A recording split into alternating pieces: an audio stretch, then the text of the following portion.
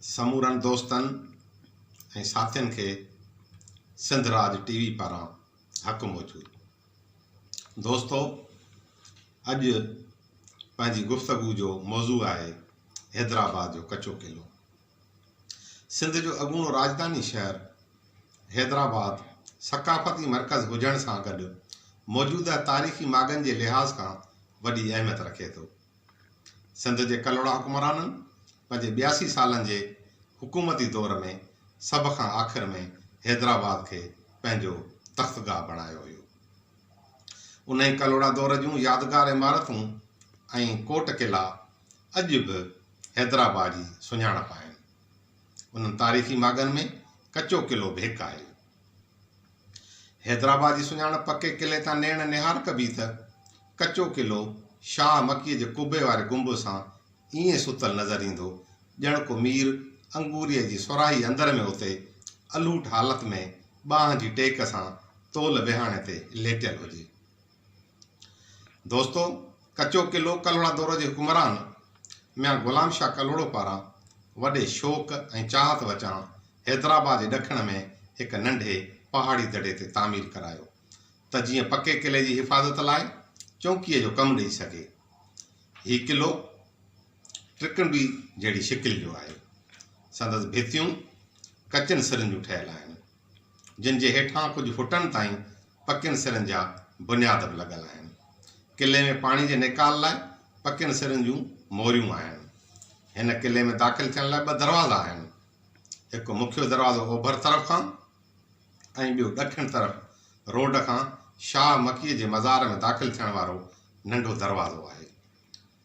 कचे क़िले जी तामीर बाबति मिर्ज़ा कलीज बेग ॿुधाए थो त 1772 ईस्वीअ में हैदराबाद जे पके क़िले जे ॾखिण ओलह में हिकु दड़े ते हिकु कचे क़िले जो बुनियादु रखियो हुयो। दोस्तो, जॾहिं त रहीमदाद मोलाइशी जी किताब जन्नतुल सिंध में लिखियो आहे त मियां ग़ुलाम शाह कलोड़े पके क़िले जे भरिसां शाहमंद मकीअ जे मुक़बरे जे चौधारी पिणु कचनि सिरनि जो क़िलो तामीर करायो। दोस्तो, क़िले अंदरि शाहमंद मकीअ जो मुक़बरो आहे, जंहिं बाबति चयो वञे थो त इहो दरवेश 12वीं सदी ईस्वी जे पोएं अध में हिते आयो हुयो। शाहजहां जे वक़्त में ठटे जे नवाबनि संदसि क़बर ते मुक़बरो अॾायो।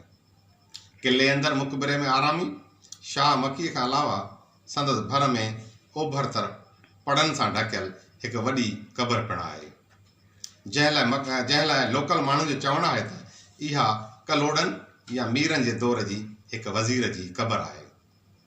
जॾहिं त क़िले अंदरि उतर खां हिकु बुज़ुर्ग जलाली शाह बाबा हिकु कमरे जी छत हेठां वारी वसाए सुतल आहे। उन खां अलावा क़िले में बिना कतबे जे कुझु ॿियूं क़बरूं बि आहिनि, जिन लाइ चयो वञे थो त कलोड़नि ऐं टालपुरनि जूं क़बरूं आहिनि। दोस्तो, शाह मकी जे मुक़बरे जी दीवार सां लॻोलॻ ओलह तरफ़ क़दीमी नंढड़ी मस्जिद मौजूदु आहे, जंहिं जे भितियुनि ऐं छत ते ख़ूबसूरती सां उकर ऐं चित्रसाली जो कमु थियल आहे। जॾहिं त मस्जिद जे भर में हुजरो आहे, जंहिं मां हिकु चोर दरवाज़ो ठाहियो वियो हुयो, जंहिंखे बाद में बंदि कयो वियो। चोर दरवाज़े लाइ मकानी माण्हुनि जो चवणु आहे त इहो जिननि जो दरवाज़ो हुयो, इन करे बंदि कयो वियो आहे। मियां ग़ुलाम शाह कलोड़े जो जोड़ियल कचो क़िलो जेतोणीकि मौजूदु आहे, पर सिंध हुकूमत ऐं सक़ाफ़त खाते पारां मालिकी न करण सबबि लावारस बणियल आहे, जंहिं करे पके क़िले जी ॾाढी अफ़सोसनाक सूरत हाल में आहे ऐं शायदि घणो अरसो जटराव न करे सघे। कचे क़िले जी दीवार तेज़ बरसातुनि पवण ऐं सार संभाल न थियण करे ॻरणु शुरू थी वई आहे, जॾहिं त कचे क़िले जे हदुनि अंदरि तोड़े ॿाहिरि माण्हुनि गैर क़ानूनी तौरु दुकान ऐं घर ठाहिराए छॾिया आहिनि। जॾहिं त क़िले जे मालिकी न हुजण सबबि केतिरनि धुरियुनि कब्ज़ो कंदड़ कची आबादी ऐं ॿियनि मुख़्तलिफ़ खातनि खां घर ऐं दुकान जी मालिकी बि हासिलु करे वरिती आहे। दोस्तो, कचे क़िले जी ज़बून हाली ऐं दीवार जे चौधारी कब्ज़ा माफ़िया पारां पका घर ठाहिण जूं वक़्तनि बेवक़्तनि मुख़्तलिफ़ अख़बारनि में रिपोर्टूं शाया थींदियूं रहियूं आहिनि। आउं ताज़ो ई इन सिलसिले में पंहिंजी टीम जे दोस्तनि राहिल अकबर, मामा वकार ख़ानज़ादे खे साण करे कचे किले जो दौरो करणु वियुसि, जिते लोकल साथी यूसुफ बलोच ऐं दरगाह मकी शाह जे गादी नशीन जे भाइटे सैयदीन मोहम्मद शाह जी मदद सां किले जो दौरो कयो। असां किले खे चौधारी घुमी ॾिठो ऐं भितियुनि ते चढ़ी जाइज़ो वरितो त सचपच त रोअण पियो अचे। किले जे चइनी पासनि जे भितियुनि 12 माण्हुनि कब्ज़ा करे घर ऐं दुकान ठाहे छॾिया आहिनि। माण्हुनि कची दीवार जे कुझु हिसनि खे टोड़े कब्ज़नि जी एराज़ी खे वधाए वियो आहे। सखावत खाते जे वाघ धणियुनि पारां किले जे मुख्य दाख़िली दरवाज़े खे मुस्तक़िल बंदि करण सबबि दरवाज़े जे ॿाहिरां ऐं ॿिन्ही पासनि खां कब्ज़ा माफ़िया पारां पकियूं अॾावतूं कयूं वयूं आहिनि ऐं स्नूकर गेम जो मर्कज़ ऐं रक्षा स्टैंड पिणु क़ाइमु कई वई आहे। किले जो मुआइनो करण बैदि सोच में पइजी वियुसि त हिन खे बिग़ैर ॾोह जे सज़ा मिली रही आहे। ॿाहिरां कब्ज़ागीरनि जा कब्ज़ा ऐं अंदरि कुझु तारीख़ी क़बरूं नज़र अचनि थियूं। ॿाहिरीं भितियुनि सां लॻल कब्ज़ागीरनि जा घर, जंहिंमें किले जो ॿाहिरियों हुस्न बि लिकी वियो आहे। हीउ वीचारो परेशान आहे, कंहिंखे मदद जी अपील करे केरु अची हिन वरसे जी जान आजी कराईंदो।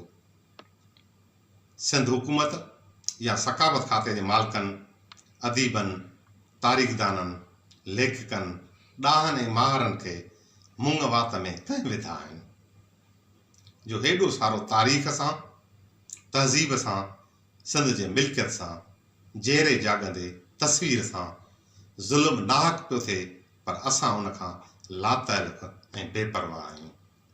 दोस्तो, अल्लाह वाही इंशाअल्लाह वरी कंहिं ॿिए टेम ते हाज़िर थींदासीं, सदाईं गॾु।